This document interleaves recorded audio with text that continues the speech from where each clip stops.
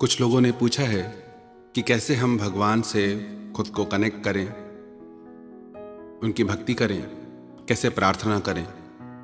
क्या भगवान की भक्ति करने के लिए घर छोड़ना ज़रूरी है या फिर सारा दिन बैठ के भजन ध्यान करना ज़रूरी है। चैतन्य महाप्रभु से किसी ने पूछा कि भक्त किसे कहते हैं, भक्त कौन है। उन्होंने कहा 3 प्रकार के भक्त होते हैं। जिसने जिंदगी में एक बार भी भगवान को पुकारा है वो भी भक्त है, जो रोज पुकारते हैं वो भी भगवान के भक्त हैं, पर जो सारा दिन भगवान की यादों में डूबे रहते हैं वो भक्त सबसे श्रेष्ठ हैं। आप भले सारा दिन जप न करें, सारा दिन ध्यान न करें, 5 घंटे नहीं, 2 घंटे नहीं, 1 घंटा नहीं, सिर्फ 5 मिनट जब रात को आप सोने लगे, सिर्फ 5 मिनट के लिए दिल से परमात्मा को याद करें, प्रार्थना करें कि धन्यवाद है तेरा परमात्मा कि जो कुछ भी तूने जिंदगी में दिया है उन सब के लिए धन्यवाद है तेरा। और जब सुबह उठें, सिर्फ 5 मिनट के लिए भगवान को दिल से धन्यवाद दें कि तूने फिर से एक नया दिन दिया मेरी जिंदगी में, फिर से मौका दिया कि मैं कुछ कर सकूं अपने जीवन में। कितनी गलतियां होती हैं हमसे जीवन में, मैं रोज गुनाह करता हूं, वो रोज बख्श देता है। मैं आदत से मजबूर हूं और वो रहमत से मशहूर है। हृदय से 5 मिनट की प्रार्थना भी आपके भीतर एक नई शक्ति भर देगी, आपके भीतर जीतने की एक नई ताकत आ जाएगी, दुखों से लड़ने की आपको नई ऊर्जा मिलेगी। एक बार भगवान से नारद ने पूछा कि आपका सबसे बड़ा भक्त कौन है। उसे लगा मैं सारा दिन नारायण नारायण करता हूं तो मुझसे बड़ा भक्त कौन होगा। भगवान उससे बोले कि एक किसान है, धरती पे रहता है, वो मेरा सबसे बड़ा भक्त है। नारद को सुन के आश्चर्य हुआ कि मुझसे बड़ा भक्त कौन हो सकता है। उसने सोचा जाके देखता हूं। जब उसने उस किसान की दिनचर्या देखी, सुबह को 1 माला भगवान के नाम की जप के अपने खेतों में काम करने चला जाता था। खेतों से लौटकर रात को अपने घर आकर सोते समय भगवान के नाम की फिर 1 माला जपता था और सारा दिन कोई जप तप नहीं करता था।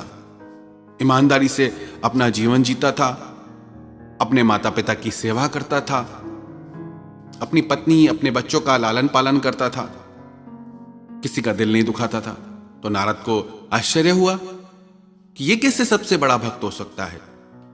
वो फिर भगवान के पास आया और भगवान से आके उसने सारी बात कही कि वो तो सिर्फ 1 माला जपता है और सारा दिन खेती करता है, वो आपका सबसे बड़ा भक्त कैसे हो सकता है। भगवान बोले चाहे वो 1 माला करता है, पर उस 1 माला में वो एक क्षण के लिए भी दुनिया का विचार नहीं करता, दुनिया की बातें नहीं सोचता और अपने कर्तव्य में पूरा है।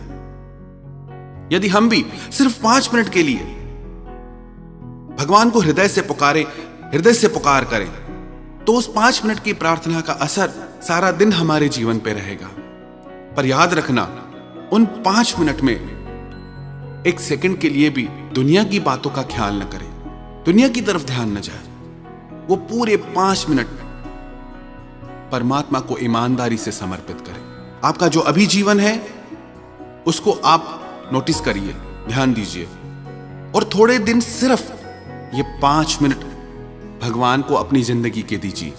फिर आप खुद इस बात को अनुभव कर पाएंगे, जान पाएंगे कि आपकी जिंदगी में कैसे बदलाव आए हैं। जो शक्ति, जो ऊर्जा आपको मिलेगी उसे आप खुद अनुभव करेंगे। ऐसा नहीं कि प्रार्थना करने के लिए कोई धार्मिक होना जरूरी है।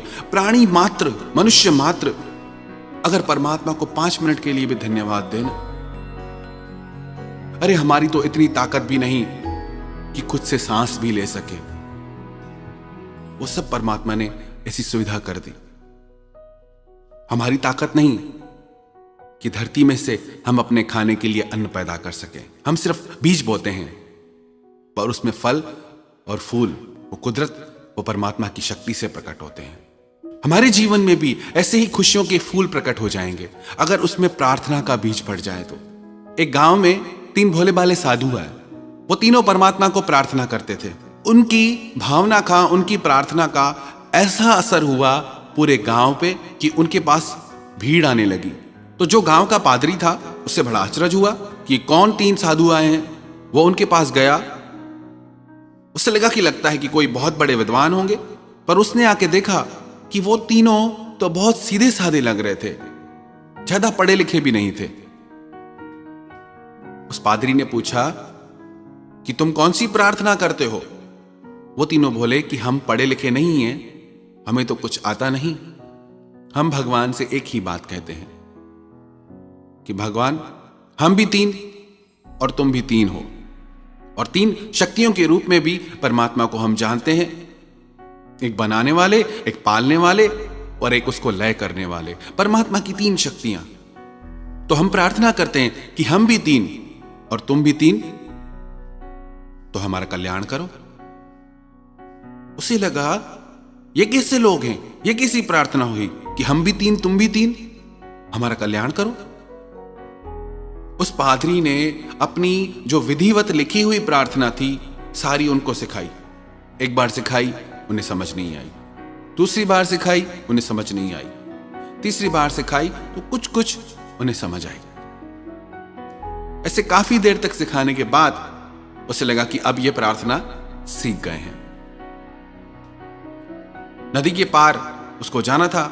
वो अपनी नौका पे चढ़ के जैसे ही जाने लगा, थोड़ा नदी में आगे निकला तो उसने देखा कि वो तीनों पानी पे चलते हुए आ रहे हैं। वो तीनों आके बोले कि धन्यवाद, आपने प्रार्थना सिखाई, पर आपकी प्रार्थना तो हम भूल गए, फिर से सिखाओ। जब उसने देखा कि ये तीनों पानी पे चल रहे हैं, कैसा प्रभाव है इनका, तो उसे एहसास हुआ मेरी शब्दों में लिखी प्रार्थना से भी इनकी सीधी सादी प्रार्थना में ज्यादा असर है। कितनी देर करते हैं उससे ज्यादा इस बात का महत्व है कि हम कैसे करते हैं। बहुत ज्यादा चतुराई नहीं चाहिए कि बहुत ज्यादा हमको पढ़ना लिखना पड़े।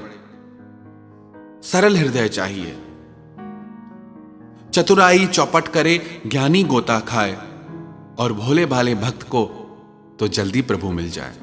तो यदि ईमानदारी से हम ये 5 मिनट प्रार्थना के अपने जीवन में जोड़ ले, तो विश्वास रखना आप अपनी जिंदगी को कई गुना बेहतर पाएंगे। आपको अपने जीवन में दिव्य ऊर्जा का अनुभव होगा। आपको लगेगा कि हां, कि भगवान है मेरे साथ हर बात में। बस आपको अपनी प्रार्थनाओं पे विश्वास जगाना होगा। If you worry, it means you don't pray. If you prayed, then why do you worry? अगर आप चिंता करते हैं तो अभी वो प्रार्थना आप सीखे नहीं। आपकी प्रार्थना भी अभी आपका विश्वास नहीं। यदि आपने प्रार्थना हृदय से की है तो फिर चिंता क्यों करते हैं? भगवान ने अर्जुन से यह बात कही, यदि तू सच्चे मन से मुझ में लग जाएगा तो तेरी हर चिंता मैं करूंगा। योगक्षेमम वहाम्यम।